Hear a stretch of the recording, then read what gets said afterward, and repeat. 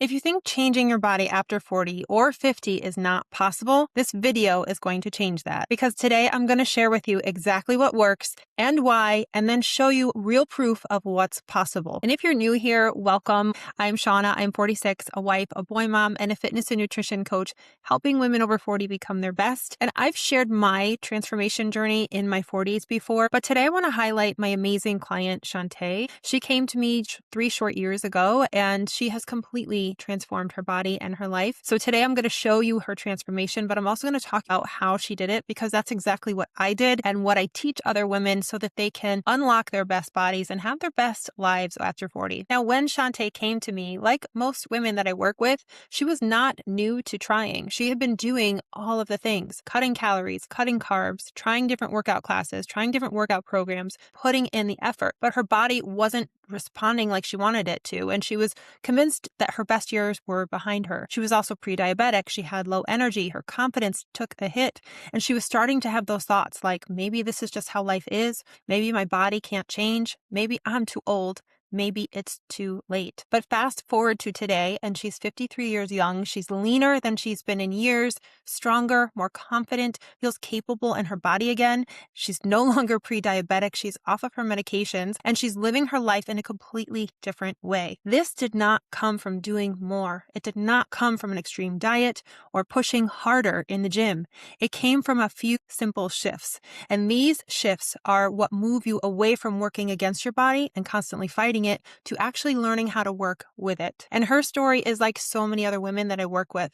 Most of them are putting in effort, but not seeing the kind of change that matches that effort. And I used to be there too. I was in the gym 6 days a week, always restricting, pushing harder, until I realized something had to change. And just like Chante, I didn't get here by doing anything extreme. I got here by changing how I approached everything, by focusing on strength instead of just trying to lose weight, and by learning how to actually fuel my body, how to stay consistent with the basics that we're going to talk about today. And the shifts that we're going to talk about today are the same shifts that I help my clients make in a way that actually fits their life. So they're not just seeing results for now, but they're seeing them forever. And that's why I'm so passionate and excited to share these, because I know what it's like to feel stuck, to feel like you're working so hard, but your body's working against you. But when you lean into the right things, your body will respond like you never knew possible. If you relate to Chante's story or mine, and you are ready to have your body start responding again, let's dive into those shifts that can make that happen. Shift number 1 is that I want you to stop focusing on body weight, and I want you to start thinking about body composition. For a long time, I approached everything with the goal of just trying to get smaller.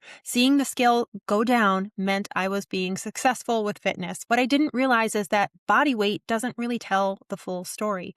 You can lose weight, but not necessarily be losing fat, still not look the way you want to, not have the shape that you want. To look toned, defined, sculpted, takes having muscle. Without muscle, you might lose weight but still be soft. And less muscle means a slower metabolism, making it easier for you to gain fat and harder for you to lose it. When I stopped focusing on body weight and started to really focus on body composition, everything changed for the better. When I say body composition, I mean how much muscle you have and how much body fat that you have. And this especially becomes so important after 40, because this is when we naturally start to lose muscle if we're not intentional about growing it or preserving it. And muscle is the very thing that gives your body shape. It's what makes you look toned, defined, strong. It supports your metabolism, your strength, your insulin sensitivity, your energy, your health, and your longevity. So if the sole focus is just seeing that scale go down by any means possible, you can actually start to lose muscle in the process. And that's when you end up feeling soft or like your body isn't changing in the way you expected. But when you shift to body composition, you build a body that looks amazing and protect your metabolism and your health. And for many of us over 40, we have been taught to burn more and eat less, but that's doing us no favors when we're talking about muscle or metabolism. Then you couple that with age-related muscle loss,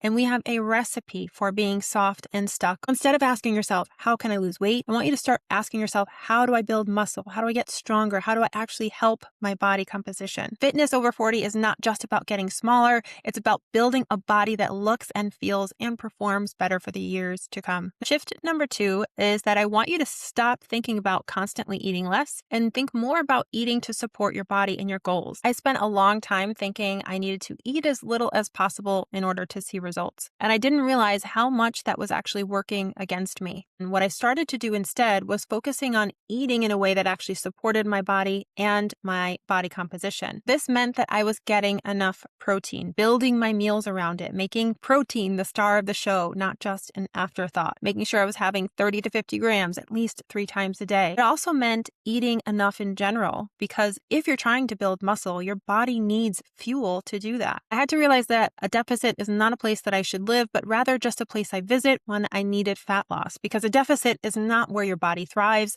and it's definitely not where you can optimally build muscle. So instead of constantly dieting, I started to be more intentional with my nutrition and how I phased it. Now, there were times that I was in fat loss phases, but they always ended with me going back to maintenance, where my body could recover and actually build real muscle. And some of the best physique progress I've made has been in maintenance phases, not in fat loss phases. A deficit has a time and a place, but it should be temporary. Your best body needs to be nourished, especially as we deal with declining hormones and muscle. Now let's move into shift number 3, which is to stop exercising and to start strength training. I have to say that this shift was a game changer for my physique, but it was not easy. I was so used to going into the gym and burning as many calories as I could, trying to sweat away all of that fat. And a good workout meant that I had burned a ton of calories. I was sweaty. I was tired. I was beat to the ground. But strength training looks and feels very different. It's still hard, but it's hard in a different way. But the return on investment that you get with your body composition is unlike anything else. And I stopped looking at workouts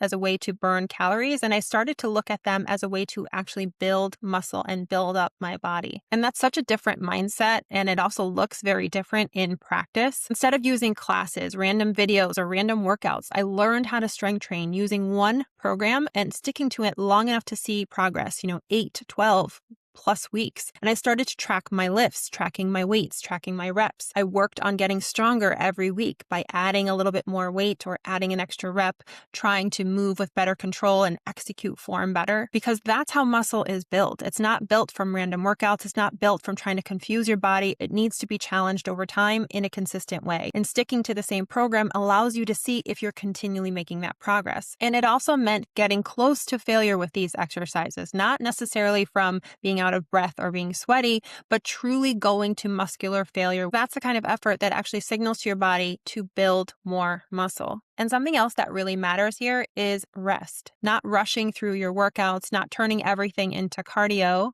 doing supersets with everything, but pushing hard and then allowing yourself to rest so that you can go into that next set with intention, focus, and get close to failure again. Because the goal isn't just to feel tired or to burn calories, it's to create the right stimulus for your muscles to actually grow. When you start training like this, that's when your body starts to change. This is what's going to build that shape. It's going to give you that tone defined look. Start to view the gym as the place you go to build your body, not to burn it away. Shift number 4 is moving away from intense cardio and moving into walking and then supporting recovery. Pulling back from intense cardio was another shift that made a really big difference for me. For a long time, I thought I needed to be doing more. Every workout I did would end with a HIIT workout, running, Stairmaster, you name it. But we are never going to sweat our way to sculpted. And while cardio has a time and a place, it should complement your strength training and not take away from it. When you are lifting, you are creating damage to the muscle that requires time and opportunity to recover.